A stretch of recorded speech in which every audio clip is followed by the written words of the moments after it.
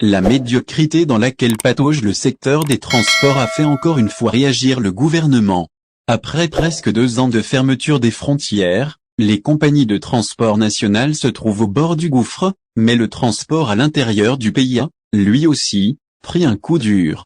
Face à cela, le gouvernement prévoit des profondes restructurations.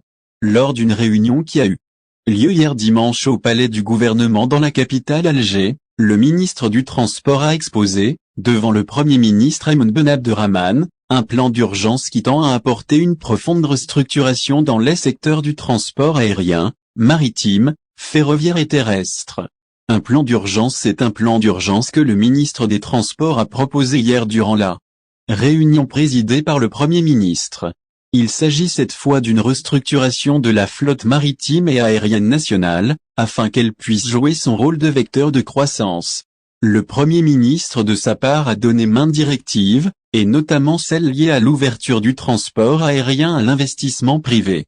D'autres mesures ont été également prononcées par Ayman Ben Abderrahmane, et parmi elles, une nouvelle organisation du secteur des transports, une modernisation du management des compagnies nationales du secteur, mais aussi l'augmentation de la part du marché du pavillon national, en plus de l'amélioration de la qualité des prestations fournies aux citoyens.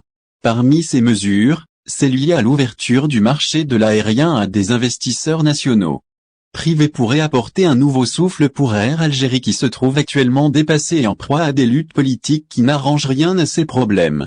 Pour Algérie Ferry, qui avait trouvé du mal à payer ses employés au début de cette année, ce nouveau plan du gouvernement semble être une promesse pour une proche ouverture des frontières. Il est à rappeler que la compagnie maritime n'a pas effectué une seule traversée depuis la fermeture des frontières en mars 2020. Au final, si vous avez aimé la vidéo, n'oubliez pas de vous abonner à la chaîne et d'appuyer sur la cloche pour recevoir nos actualités.